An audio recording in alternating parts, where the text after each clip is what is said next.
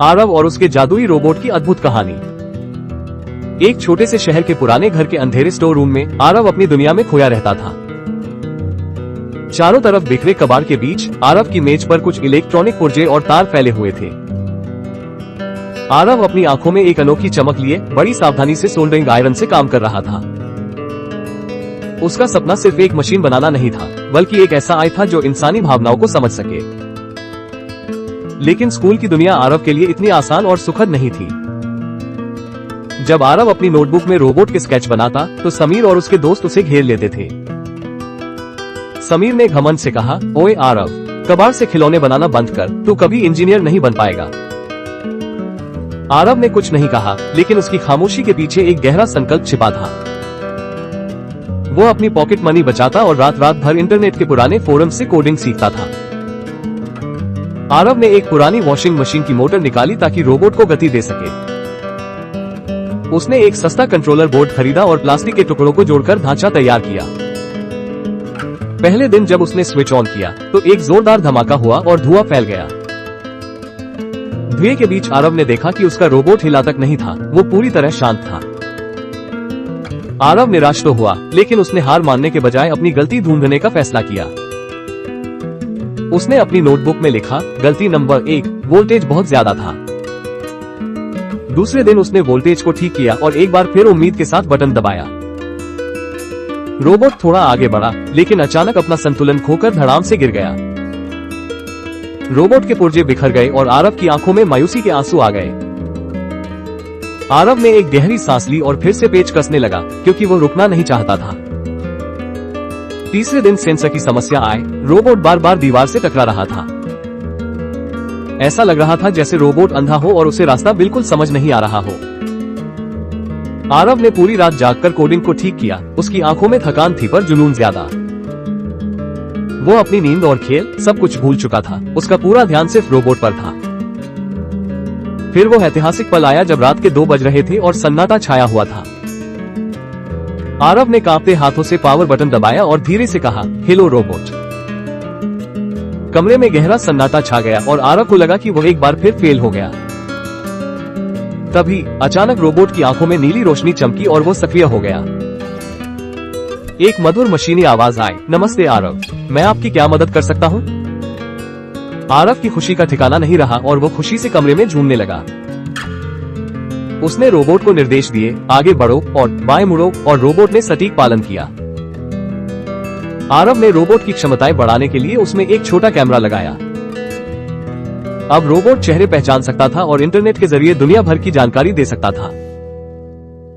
अब वो सिर्फ एक मशीन नहीं, बल्कि आरव का सबसे अच्छा दोस्त बन चुका था। आरव ने प्यार से अपने इस जादुई साथी का नाम रखा, रोबो एक्स।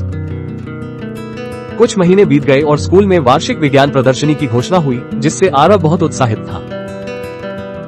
आरव ने तय किया कि वो रोबो एक्स को इस प्रदर्शनी में पेश करेगा ताकि दुनिया उसकी काबिलियत देख सके।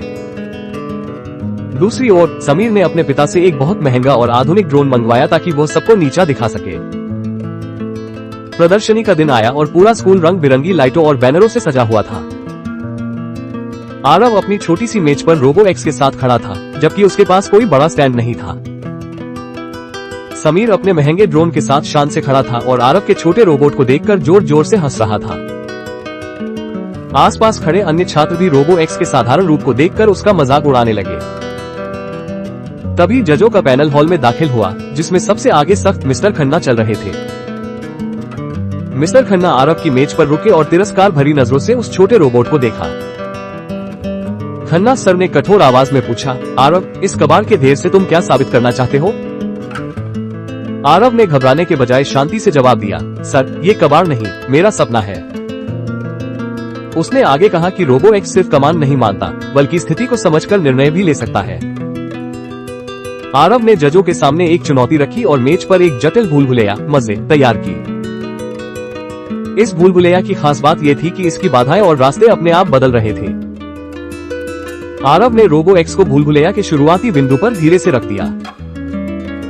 समीर ने अपने ड्रोन को हवा में उड़ाया, लेकिन वो केवल गोल गोल घूम रहा था और बाधाओं को पार नहीं कर पाया। अब सबकी नजरें रोबो एक्स पर थी, जिसने अपनी नीली आंखों से सेंसर की मदद से रास्तों को स्कैन करना शुरू किया। रोबो एक्स ने बड़ी तेजी से बाधाओं को पहचाना और बिना रुके सही दिशा में आगे बढ़ने लगा। भीड़ में सन्नाटा छा गया क्योंकि रोबो एक्स ने सबसे छोटे और सटीक रास्ते का चुनाव किया। कुछ ही सेकंडों में रोबो एक्स सफलतापूर्वक भूल-भुलैया के बाहर निकल आया और जीत का संकेत दिया। लेकिन रोबो एक्स यही नहीं रुका, उसने अचानक जजों के चेहरों को स्कैन करना शुरू किया। रोबो एक्स ने अपनी मधुर आवाज में जजों की उम्र और उनके मूड का सही अंदाजा लगाकर उन्हें कॉम्प्लीमेंट दिया। ये देखकर पूरी भीड़ दंग रह गई और अचानक तालियों की जोरदार गड़गड़ाहट से पूरा हॉल गूंज उठा। मिस्टर खन्ना के चेहरे के भाव बदल गए, उनके चेहरे पर अब तिरस्कार की जगह गहरा सम्मान था। उन्होंने आरव के कंधे पर हाथ रखा और स्वीकार किया कि प्रतिभा संसाधनों की नहीं बल्कि जुनून की मोहताज होती है। घोषणा हुई और आरव को विज्ञान प्रदर्शनी का प्रथम पुरस्कार यानी गोल्ड ट्रॉफी प्रदान की गई। समीर का सिर शर्म से झुक गया था क्योंकि उसका महंगा ड्रोन आरव की मेहनत के सामने फीका पड़ गया था।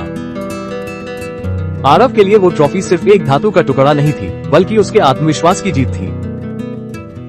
प्रदर्शनी के बाद आरव ने रोबो एक्स के डिजाइन को और अधिक उन्नत और उपयोगी बनाने का निर्णय लिया। उसने सोचा कि रोबो एक्स की मदद से उन लोगों की सेवा की जा सकती है जो चलने में असमर्थ हैं।